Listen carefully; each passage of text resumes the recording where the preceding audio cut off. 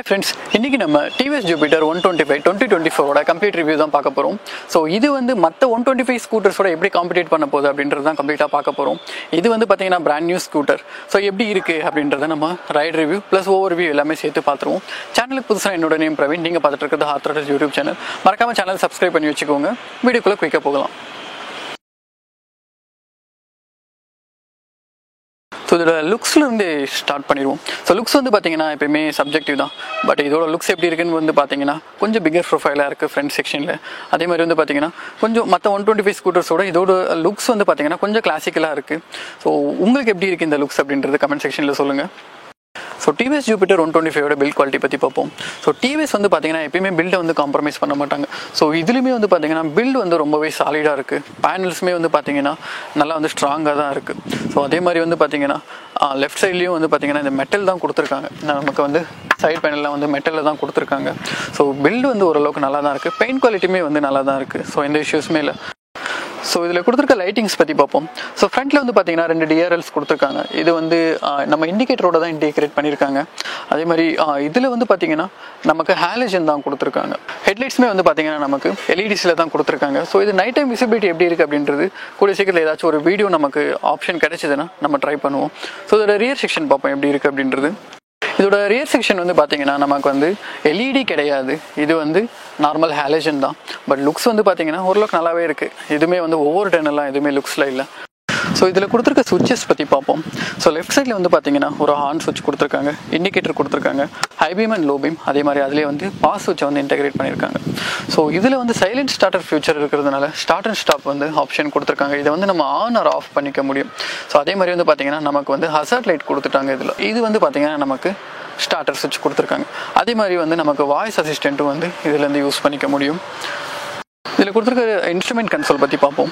So இதில் என்னென்ன details எல்லாம் கவர் பண்ணியிருக்காங்க அப்படின்றத பார்த்துருவோம். லெஃப்ட் சைடு வந்து பார்த்தீங்கன்னா நமக்கு எக்கோ மோடில் ரன் ஆகிட்டு இருக்கா அல்லது வந்து பவர் மோடு எவ்வளோ வந்து நம்ம யூட்டிலைஸ் பண்ணிகிட்டு இருக்கோம் அதுக்கான ஒரு சின்ன இண்டிகேட்டர் கொடுத்துருக்காங்க. இதில் வந்து ஃபியூல் வந்து லோ ஃபியூல் இருந்ததுனா லோ ஃபியூல் அப்படின்ற ஒரு இண்டிகேட்டர் வந்து நமக்கு வருது.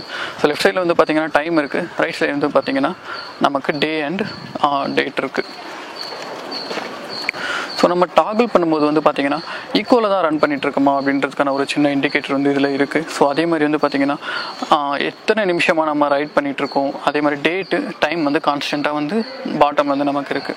ஸோ ஃபைனலாக வந்து பார்த்தீங்கன்னா பேட்டரி வோல்டேஜ் இருக்குது. ஸோ பேட்டரி வோல்டேஜ் ஆட் பண்ணுறது வந்து ஒரு நல்ல ஃபியூச்சர் தான். ரீசன் என்னென்னு வந்து பார்த்தீங்கன்னா BS6 வந்து பார்த்தீங்கன்னா பேட்டரி தான் ரொம்ப இம்பார்ட்டன்ட். ஏன்னா இது வந்து ஒரு சென்சார் பேஸ்ட் இன்ஜின் அப்படின்றதுனால நமக்கு பேட்டரி ப்ராப்பராக இல்லாதப்ப அந்த சென்சார்ஸ் எல்லாம் டேமேஜ் ஆகிறதுக்கான நிறைய பாசிபிலிட்டிஸ் இருக்குது. ஸோ பேட்டரி இண்டிகேட்டர் இருக்கும்போது நம்மளால் ரியல் டைமாக ட்ராக் பண்ணிக்க முடியும். பேட்டரி ஆக்சுவலாக சார்ஜ் ஆகிட்டு இருக்கா இல்லை பேட்டரியோட ஸ்டேட்டஸ் எப்படி இருக்குது அப்படின்றது நம்மளால் ட்ராக் பண்ணிக்க முடியும். ஸோ ரைட் சைடில் வந்து பார்த்தீங்கன்னா நமக்கு ஓடோமீட்டர் கொடுத்துருக்காங்க, அதே மாதிரி ட்ரிப் மீட்டர் கொடுத்துருக்காங்க. ஸோ ரைட் சைடில் வந்து ஃபியூல் கொடுத்துருக்காங்க. இது வந்து பார்த்தீங்கன்னா ஸ்பீடோமீட்டர் வந்து கொடுத்துருக்காங்க. ஸோ இதில் வந்து லெஃப்ட் சைடில் வந்து பார்த்தீங்கன்னா இன்னொரு டீட்டெயில் என்ன கொடுத்துருக்காங்கன்னு வந்து பார்த்தீங்கன்னா ஆவரேஜ் ஃபியூல் கொடுத்துருக்காங்க, டிரைவிங் ரேஞ்ச் கொடுத்துருக்காங்க. ஸோ இது எல்லாமே வந்து பார்த்தீங்கன்னா ரியல் டைமில் வந்து கண்டிப்பாக ரொம்ப யூஸ்ஃபுல்லாக இருக்கும். நமக்கு ஸ்கூட்டர்ஸ்னாலே ப்ராக்டிகலிட்டி தான் ரொம்ப இம்பார்ட்டன்ட்.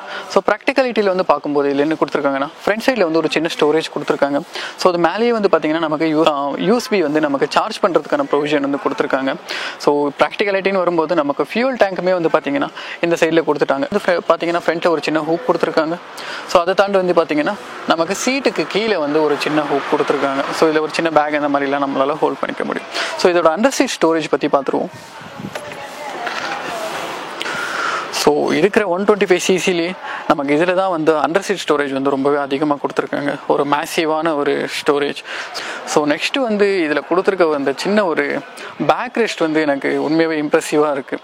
ஸோ நம்ம ஒரு சின்ன லாங் ரைட் போகிறோம் அப்படின்ற பட்சத்தில் நமக்கு வந்து சீட் ஆல்ரெடி ஓரளவுக்கு அடிக்குவேட்டான லென்த்தில் தான் இருக்குது. ஸ்டில் வந்து நமக்கு பேக் ரெஸ்ட் கொடுத்துருக்கிறதுனால லாங் ட்ரைவ் போகும்போது நம்மளால் இதில் வந்து பீஸ்ஃபுல்லாக உட்காந்துட்டு போக முடியும். ஸோ இது வந்து ஒரு நல்ல பெட்டரான ஃபியூச்சராக நான் பார்க்குறேன். இதோட பிரேக்கிங் செட்டப் பற்றி பார்ப்போம். ஸோ பிரேக்கிங் வந்து பார்த்தீங்கன்னா ஃப்ரண்ட்டில் வந்து நமக்கு டிஸ்க் தான் கொடுத்துருக்காங்க. அது வந்து வென்டிலேட்டட் டிஸ்க், அதே மாதிரி வந்து பெட்டல் டிஸ்க் தான். நமக்கு வந்து அந்த ஷேப் வந்து ரவுண்டாக இல்லாமல் கட் மார்க்ஸ் இருக்குது இல்லைங்களா. ஸோ இதுதான் வந்து பெட்டல் டிஸ்க்னு சொல்லுவாங்க. ஸோ லுக்ஸ் வந்து பார்த்தீங்கன்னா நல்லாவே இருக்குது. கேலிப்பர் வந்து பார்த்தீங்கன்னா சிங்கிள் பிஸ்டன் கேலிப்பர் தான். பட் இதில் வந்து பிராண்ட் எதுவுமே வந்து நமக்கு மென்ஷன் பண்ணலை. ஸோ இதேமாரி வந்து இதில் கொடுத்துருக்கிறது வந்து பார்த்தீங்கன்னா காம்பி பிரேக் செட்டப் தான். நமக்கு வந்து ரியர் பிரேக் யூஸ் பண்ணும்போது ஃப்ரண்ட் பிரேக்கும் வந்து சேர்த்து அப்ளை ஆகும். ரியரில் வந்து பார்த்தீங்கன்னா நமக்கு ட்ரம் பிரேக் தான் கொடுத்துருக்காங்க. இதோட சைஸ் வந்து பார்த்தீங்கன்னா 130 mm. ஸோ ரைடில் பார்ப்போம் இதோட பிரேக்கிங் கெப்பாசிட்டி வந்து எப்படி இருக்குது அப்படின்றத. ஜூபிட்டர் 125 சஸ்பென்ஷன் பற்றி பார்ப்போம். இதில் வந்து பார்த்தீங்கன்னா ஃப்ரண்ட்டில் வந்து நமக்கு டெலிஸ்கோபிக் சஸ்பென்ஷன் தான் கொடுத்துருக்காங்க. ரியரில் கொடுத்துருக்க சஸ்பென்ஷன் வந்து பார்த்தீங்கன்னா கேஸ் சார்ஜ் சஸ்பென்ஷன். ஸோ இது வந்து பார்த்தீங்கன்னா 3 ஸ்டெப் அட்ஜஸ்டபிள். யூஸ்வலாகவே டிவிஎஸில் இந்த கேஸ் சார்ஜ் சஸ்பென்ஷன்ஸ் வந்து ரொம்பவே பெட்டராக பர்ஃபார்ம் பண்ணும். ஸோ இதில் எப்படி இருக்குது அப்படின்றத வந்து பார்த்துருவோம். இதோட சீட் ஹைட்டை பற்றி பார்ப்போம். சீட் ஹைட் வந்து பார்த்தீங்கன்னா 765 mm வந்து கொடுத்துருக்காங்க. ஓரளவுக்கு லோவரான சீட் ஹைட் தான். கிரவுண்ட் கிளியரன்ஸ் வந்து பார்த்தீங்கன்னா 163 mm வந்து கொடுத்துருக்காங்க. வெயிட் வந்து பார்த்தீங்கன்னா 108 kg கொடுத்துருக்காங்க. அந்தளவுக்கு வந்து பல்கியான ஸ்கூட்டர் கிடையாது. ஸோ ரைட் பண்ணும்போது இதோட ஃபீல் எப்படி இருக்குது, வெயிட் வந்து ஃபீல் ஆகுதா அப்படின்றத வந்து பார்ப்போம். ஸோ ஜூபிட்டர் 125 இன்ஜின் ஸ்பெக்ஸை பற்றி பார்த்துருவோம். இதில் வந்து பார்த்தீங்கன்னா 8.04 bhp பவர் வந்து கொடுத்துருக்காங்க. இதில் வந்து டார்க் வந்து பார்த்தீங்கன்னா 10.5 Nm வந்து கொடுத்துருக்காங்க. ஸோ இப்போ இதோட ரைட் ரிவ்யூ எப்படி இருக்குது அப்படின்றத பார்த்துருவோம். ஸோ இதில் வந்து கொடுத்துருக்கிறது வந்து பார்த்தீங்கன்னா சைலண்ட் ஸ்டார்டர் தான். ஸோ பாருங்கள், இப்போ நம்ம ஸ்டார்ட் பண்ணும்போது எந்த ஒரு நாய்ஸுமே இருக்கல, சிம்பிளாக வந்து ஸ்டார்ட் ஆகிடுச்சு. ஸோ இதோட டிஜிட்டல் மீட்டர் பற்றி நம்ம செப்பரேட்டாக ஒரு வீடியோ பண்ணுவோம். இதில் என்னென்ன மாதிரி ஃபியூச்சர்ஸ் எல்லாம் கொடுத்துருக்காங்க, ஏன்னா இது வந்து கனெக்டிவிட்டி ஃபியூச்சர்லாம் இருக்குது. இதுக்கு வந்து ஒரு டெடிகேட்டடான வீடியோ நான் பண்ணுறேன். இதில் என்னென்ன ஃபியூச்சர்ஸ் எல்லாம் கொடுத்துருக்காங்க, ப்ராக்டிகலிட்டியாக இருக்கா இல்லையா அப்படின்றது. ஸோ இதோட ரைட் ரிவ்யூ வந்து பார்த்துருவோம்.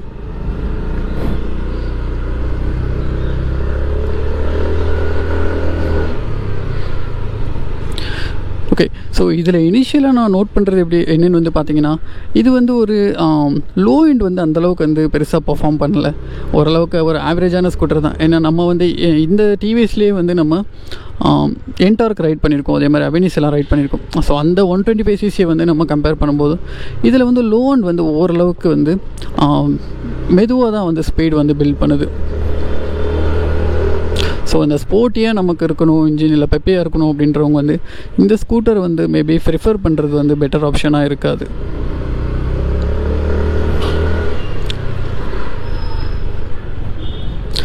ஸோ பிரேக்கிங் வந்து பார்த்திங்கன்னா இது புது ஸ்கூட்டர்ன்றதுனால ஓரளவுக்கு நல்லாவே இருக்குது. ஸோ பைட்டு வந்து பார்த்திங்கன்னா ஓரளவுக்கு நல்லா இருக்குது.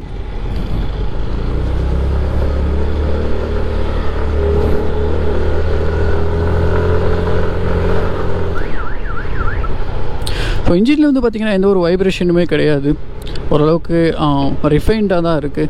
பட் சிவிடியில் வந்து ஃபுட்பெக்ஸில் வந்து லைட்டாக மைல்டான ஒரு வைப்ரேஷன் வந்து ஃபீல் ஆகுது. மேபி இது புது ஸ்கூட்டர்ன்றதுனால இந்த வைப்ரேஷன் இருக்கா அப்படின்றது தெரியல. பட் கிளியராகவே தெரியுது சிவிடியில் வந்து ஒரு சின்ன சின்ன இம்ப்ரூவ்மெண்ட்ஸ் தேவைப்படுது அப்படின்றது. ஸோ சஸ்பென்ஷன் வந்து பார்த்திங்கன்னா மாட்ரேட்டாக தான் இருக்குது. ரொம்ப ஹார்டாகவும் இல்லை, ரொம்ப சாஃப்டாகவும் இல்லை. ரைடுக்கு வந்து ஓரளவுக்கு அடாப்டாக தான் இருக்குது. நீங்கள் வந்து ஓரளவுக்கு பர்ஃபார்மன்ஸ் எதிர்பார்க்குறீங்க, இல்லை வந்து ஓரளவுக்கு நல்ல டாப் ஸ்பீட் போகணுன்ற மாதிரி ஸ்கூட்டர்ஸ் எல்லாம் நீங்கள் எதிர்பார்த்தீங்கன்னா கண்டிப்பாக நீங்கள் வந்து என்டார்க் வந்து ப்ரிஃபர் பண்ணலாம். நீங்கள் டிவிஎஸில் தான் போகணும் அப்படின்ற பட்சத்தில். ஸோ இது வந்து பார்த்திங்கன்னா ஓரளவுக்கு வந்து ஒரு மாட்ரேட்டான பர்ஃபார்மன்ஸ் இருக்க ஸ்கூட்டர் தான். அதே மாதிரி இது 108 kg வெயிட் இருக்குன்னு சொன்னேன் இல்லைங்களா, இது வந்து ஏதாச்சும் நமக்கு வந்து வெயிட் வந்து ஃபீல் ஆகுது அப்படின்னு கேட்டால் கண்டிப்பாக சுத்தமாக ஃபீல் ஆகலை. ரியலில் வந்து 12 inch டயர்ஸ் கொடுத்துருக்கிறதுனால ரைடோட ஃபீலுமே வந்து ஓரளவு கான்ஃபிடென்ட்டாக தான் இருக்குது. அதிலலாம் எந்த வந்து இஷ்யூமே கிடையாது. இனிஷியல் வந்து நீங்கள் ஓரளவுக்கு நல்லா ரெவ் பண்ணுறீங்க அப்படின்ற பட்சத்தில் ஓரளவுக்கு டார்க்கியாக இருக்குது. பட் ஒரு ஷார்ப்பாக இருக்கா த்ராட்டிலிங் அப்படின்னு கேட்டால் கண்டிப்பாக இல்லை. ஸோ கண்டிப்பாக இது என்டார்க்கோட இன்ஜின் டியூனிங் செட்டப் வேறு, அதே மாதிரி வந்து ஜூபிட்டர் 125 இன்ஜின் டியூனிங் செட்டப் வேறு. ஸோ ரெண்டுத்துக்கான டிஃப்ரென்ஸ் வந்து நீங்கள் ரைட் பண்ணும்போதே கம்ப்ளீட்டாக ஃபீல் பண்ண முடியும். ஏன்னா அதில் வந்து த்ராட்டிலிங் வந்து பார்த்திங்கன்னா ரொம்பவே கிறிஸ்பியாக இருக்கும். பட் இதில் வந்து அந்தளவுக்கு வந்து த்ராட்டிலிங் வந்து கிறிஸ்பாக கிடையாது.